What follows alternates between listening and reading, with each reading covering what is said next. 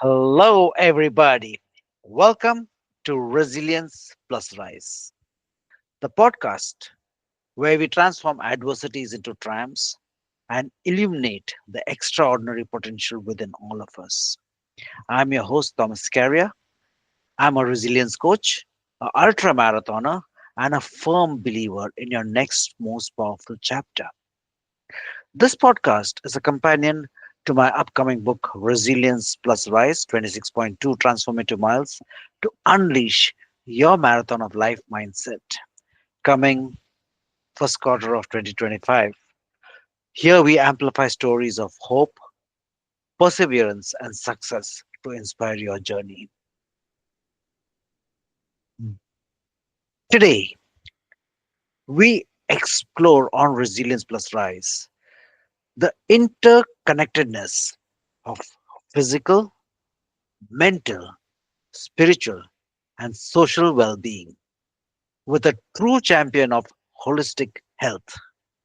My guest, Dr. Sangeeta Sahi, a post humanist medical doctor and a founder of Unified Human Foundation.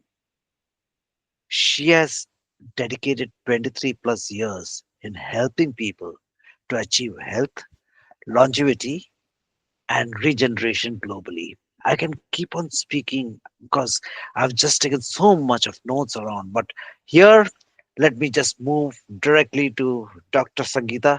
Welcome to the podcast. Thank you, Thomas. It's a real pleasure to be here. And I just want to thank you and your listeners for taking out their time and their valuable attention to just participate in my sharing. And thank you for listening. So, to the listeners, most of the time I tend to connect with the connections itself. And Dr. Sangeeta said, okay, let's have a talk.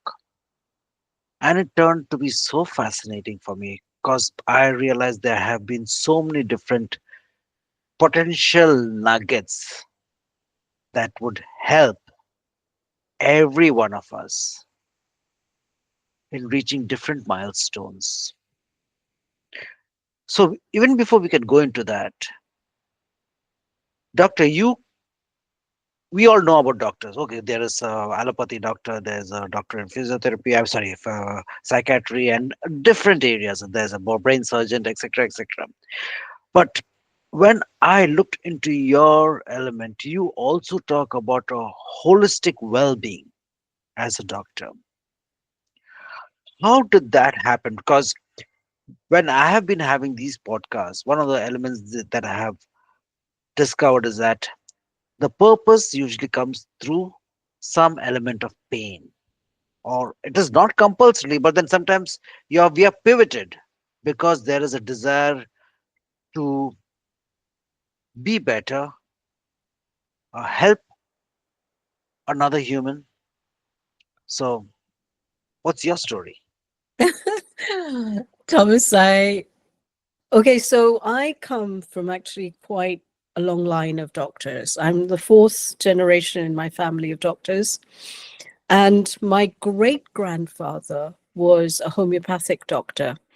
And I think, obviously, I never knew him, but he wrote 12 volumes of books on homeopathy. And in Whoa. those days, Thomas, he was handwriting newsletters for his patients and also making his own remedies. So he was already sharing and educating his patients and community about lifestyle, about nutrition, about emotions, and all of these things that are really relevant and topical now. So I think that through that sort of lineage, there are certain things that may be inherent within me that as time went on through my journey, they expressed themselves and unfolded. However, there was, I think, one turning point, because when I entered med school, I was very, very motivated by the origin of disease Hmm. rather than the symptomatic relief. And I think within me, I already always knew that there was a lot more than we were being taught or that was written in the textbooks, etc. And um, as I finished med school and I did my internship, that was when I really absolutely interfaced and came into direct contact with the fact that I actually knew nothing. Because when you are working directly with human beings, a live human being, not somebody that is conceptual or theoretical or a model or a system, which has been definitely observed by many who have come before, and scientists and doctors and medical experts. But when you come across a live human being, and you also begin to understand that there is a responsibility inherently that you carry because that human being is coming to you with a certain degree of trust and faith and hope more than anything else. So when you have that in front of you, you begin to really become, or at least I did, very humble with the fact that I actually know very little. And it's the patients that are going to teach me and life itself, Mm-hmm. because the imbalances, the diseases, um, are held within the structure of that human being, that individual or that family. And within that is their stories. They're expressed as stories, which then a good doctor, expert, whatever, would be able to translate into the language of the body and how it connects up with all the other parts, whether it's the emotional part, the thinking mind, and beyond, which we go into the realms of the non-physical and into spirituality and energetics. So I was very deeply motivated by that theme. That was an overriding theme in my life of the origin of disease. And that really made me go and jump into a major rabbit hole. Okay. And I was very fortunate because very quickly after my medical training, my formal medical training, I started working with quantum physicists in the US and Wow. Okay. with biophysicists in the UK. I grew up in London, and but I've lived also in many different countries, and US has been one of the countries that I've lived in. And we had the equipment, the actual technology to look directly into the human body and the energy systems of the human body. And it's real. It was very real. We could look directly into the chakras, the meridians, and we could even go to the level of the cells and see the different patterns of frequencies that were emanating from the cells. And we did a lot of experiments. We did a lot of work in mapping those frequencies and actually looking at the patterns and being able to identify what sort of patterns mapped with what sort of imbalances. And because I had that exposure and real research and understanding from very early on in my career, I think that led me then down in the journey that I then went into, because after that, I was so interested in how all this comes about and the complexity of the interconnectedness between, because in the experiments that we were doing, we were getting people who had certain, say, imbalances and seeing how if we changed their behavior, how that would then affect these imbalances and the different chakra systems and the meridians and the frequencies that were coming out. So, we did all sorts of really interesting spiritual behavioral experiments like mantras, breath work, reading the namas, uh, meditation techniques, you know, all sorts of very interesting things. And we even did a few really lovely, loving experiments on animals who were sick, and seeing what they were like when they were sick, and then after Reiki, after they were given Reiki energy, how that helped, and um, kind of began some sort of healing process for them. So this was the beginning, if you like, of my journey. I can say one word: stupendous.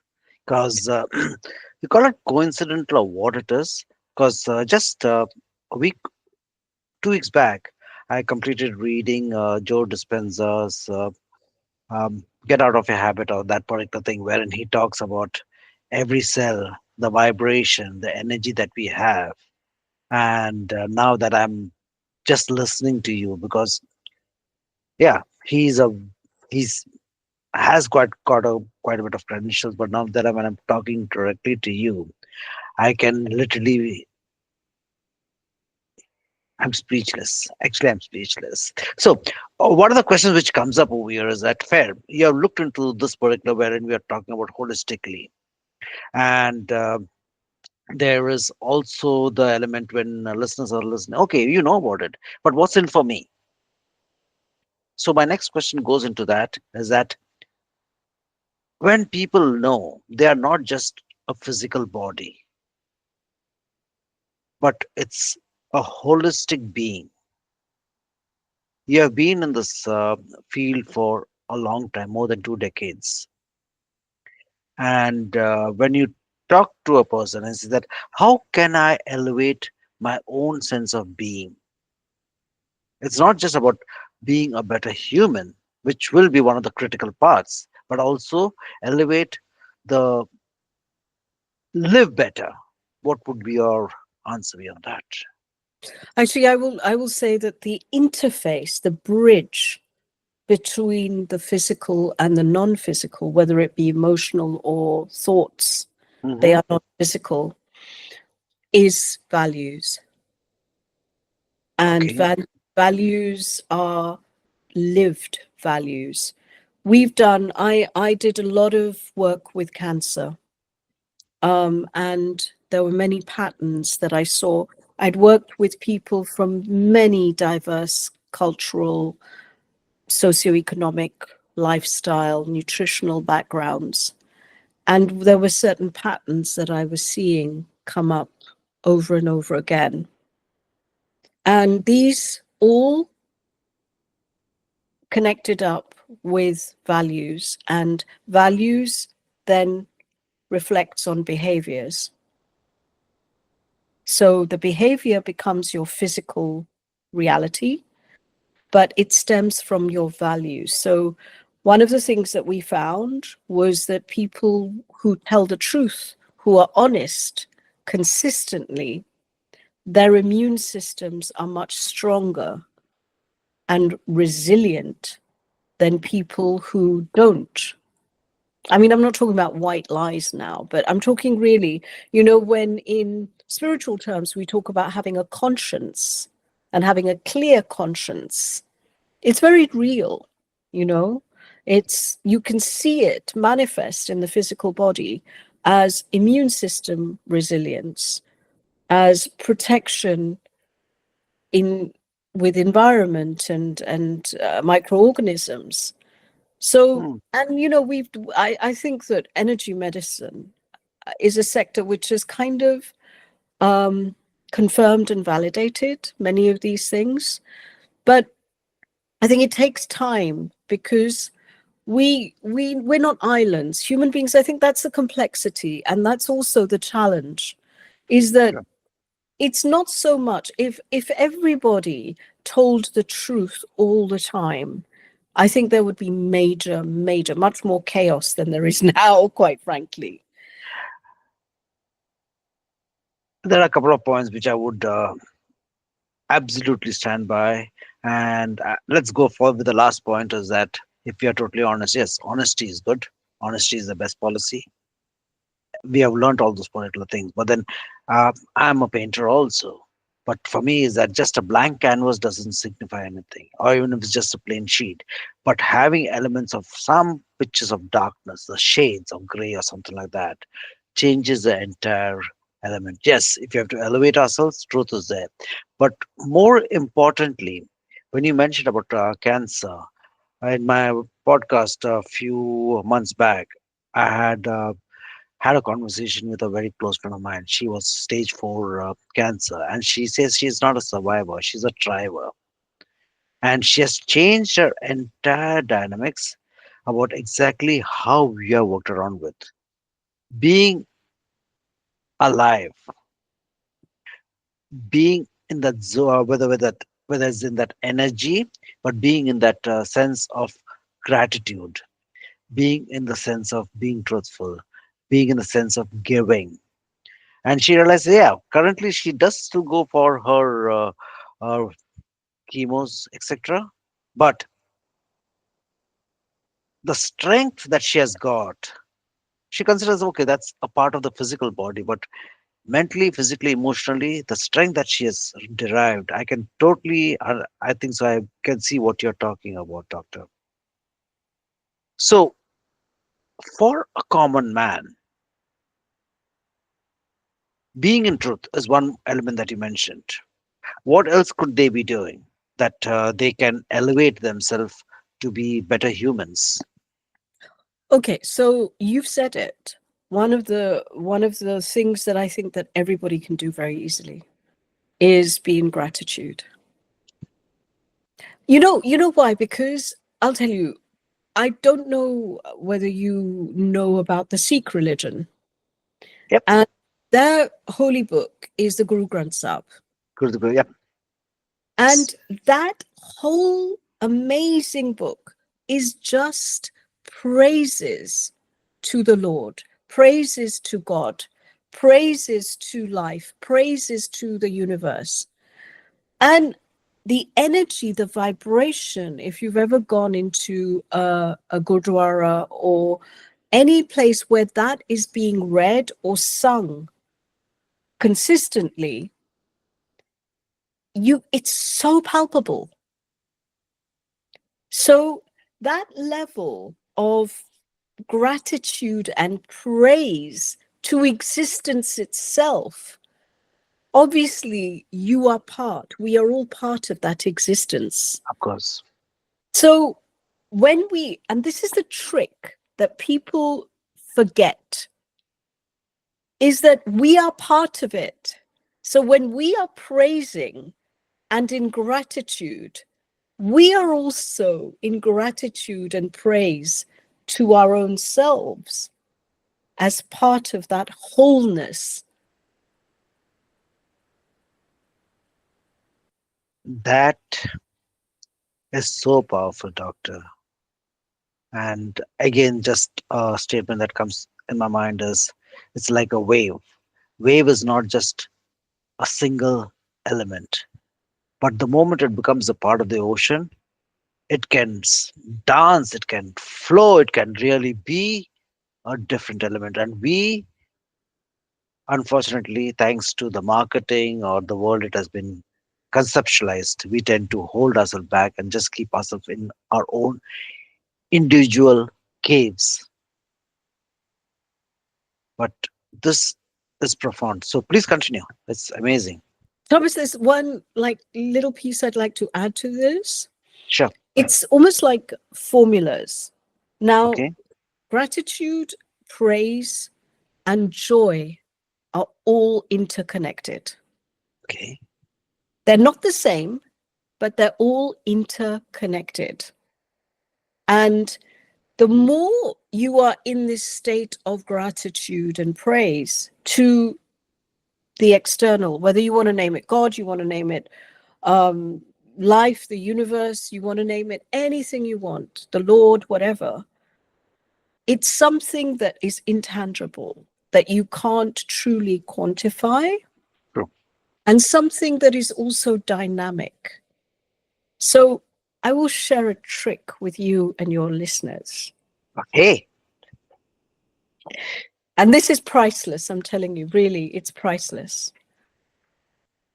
when life is changing, and most of us, believe me, most of us are uncomfortable with change. It's something that I've studied deeply, and it is inherent to our design, our inner design. We are uncomfortable with change. Why? Because our bodies and our minds, they want to be stable. They want to remain in homeostasis. They want to remain in balance. And small changes are easy to adapt to and adjust to, but bigger changes are uncomfortable. Okay. When you are in that state where you are constantly praising whatever is going on, whether it be change, whatever it be, you're actually not going to focus on the uncomfortable aspects of that change. You're going to be focusing on the positive and the abundant, the nurturing aspects. Because when you praise existence for existing, you are part of that existence. And therefore, you are not only supporting existence and life and nature, but you're also supporting yourself and getting supported in the process. So it's a very simple tool, but I've seen in my life and in my work, and truly, I have been through some very, very complex models of whether it's quantum mechanics, hadronic physics, or psychoneuroendocrinoimmunology, the complexity of our biochemistry, or epigenetics, or Ayurveda, or any of these things that I've studied and worked with. Truth is very simple. And by truth, I mean what we use in our daily lives is simple. Otherwise, we wouldn't be compliant. We wouldn't actually use them. But I think that we are used to, I wouldn't say conditioned, but I would say we are habituated to complexity and making everything more complicated, that is part of how we self-sabotage. Because we have this sort of, I don't know, this sort of thinking, I guess, that if it's simple, it cannot be real. And I hear that you. and that's for me, when I've worked with my patients, when I've worked with my clients, whether it be, highly educated intellectuals, or whether it be entrepreneurs, or, people I've worked with in villages, that simplicity, it's accessible to everyone if only they would choose it.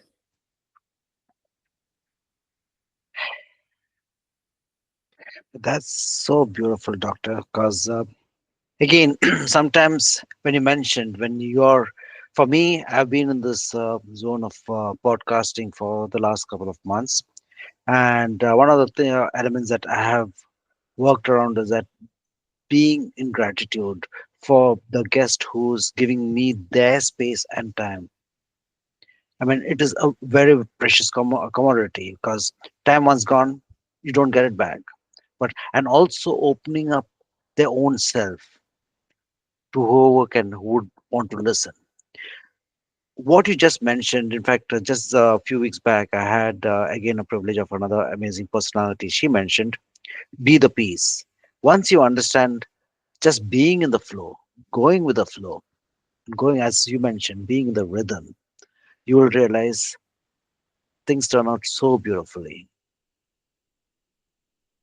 Today we had a banter, I mean, a conversation on LinkedIn, wherein I spoke is that when you are still, that's when the butterfly comes and sits on your hand, and she says, "Just be, and you will realize you could be the butterfly." So Thomas, I think I agree, but I think it's always there. It's just that you didn't notice it. Yes, that's exactly. That's what she said. Exactly the same statement. You are always there, but ah, this is just absolutely.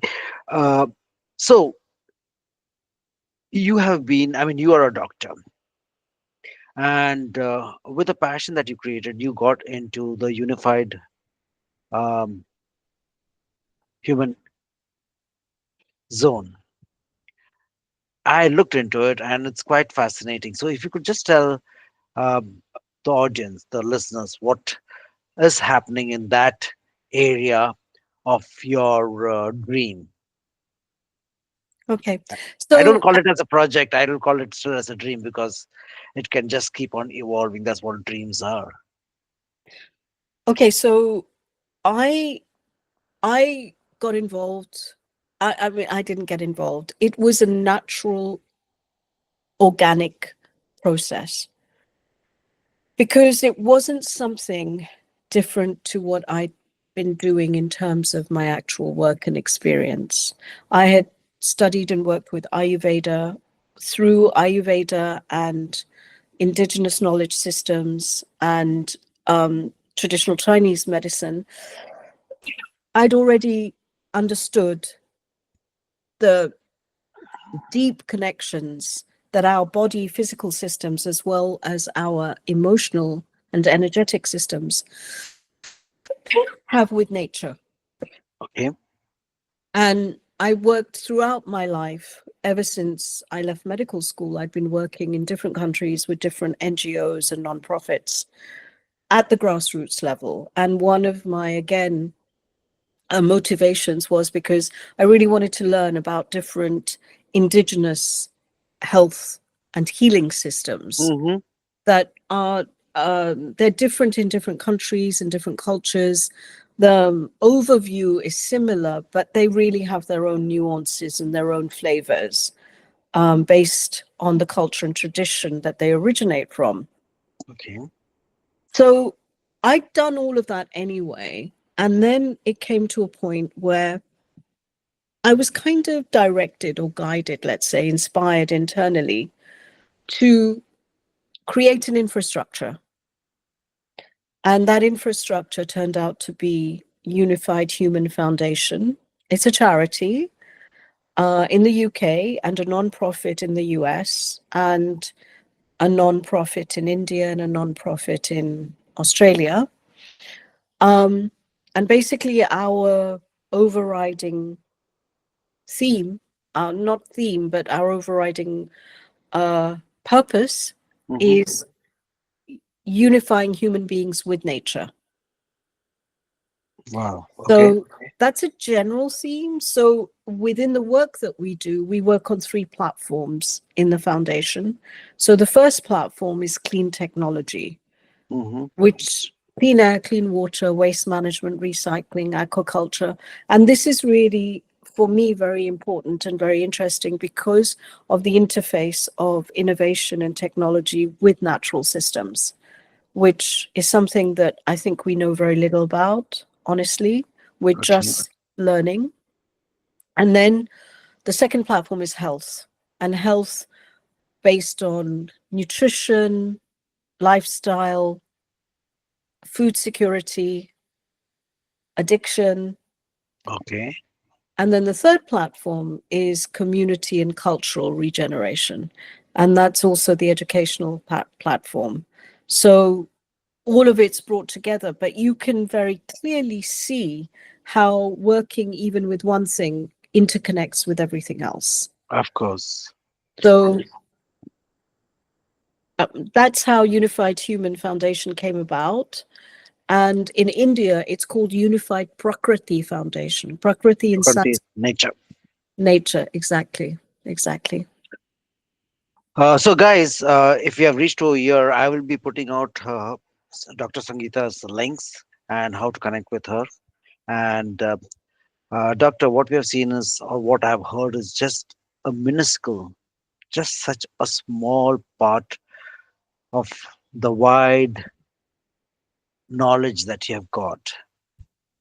And I'm sure I'll tap on your shoulders again to have another session wherein we can go more deeper, whether we are talking about the Unified Human Foundation or whether we are talking about the growth within humanity or us as humans. What are the steps that we could be doing? And just being mindful of the time. Is there, and thanks for the trick or the element Mhm. that you mentioned, is that once we are in tune with that or being in gratitude and being thankful to whatever is happening, change is something which is constant. Change always happens, but how you accept it and the way you look at it, and just if you add the element of gratitude, the entire trajectory changes to a beautiful experience. But just before leaving, is there anything that you would like as a parting thought to the listeners? I think, my main thing would be don't take life too seriously. How is that not possible? Life is yes. Don't take life too seriously. And also, I just want to add this, please, for people who want to connect with me for my professional work, it's genuine. The website is www.genuinehumanbeing.com. Oh, That is beautiful. my professional work. So if Mm, you want to connect with me for health or for regeneration, longevity, that is the website. If you want to see the foundation and what we're doing in terms of our nonprofit work, then it's unifiedhuman.org. beautiful. But I will be putting it out on the comments also. So thanks again for that one. So guys, in the last half hour, though it was just we were skimming the surface, but we had seen on the importance of treating the whole person, how integrating these facets of well-being can unlock extraordinary potential. Being in gratitude for the changes that is taking place. Again, as we mentioned, that's where the magic happens. The power of holistic health. The impact, what at least I have heard and learned, is the impact of living a truly fulfilling life. With this, I would like to conclude our session today, Doctor. It has been a beautiful journey for me. Thank you so very much. Let me just Thank stop. you, Thomas. Thank you.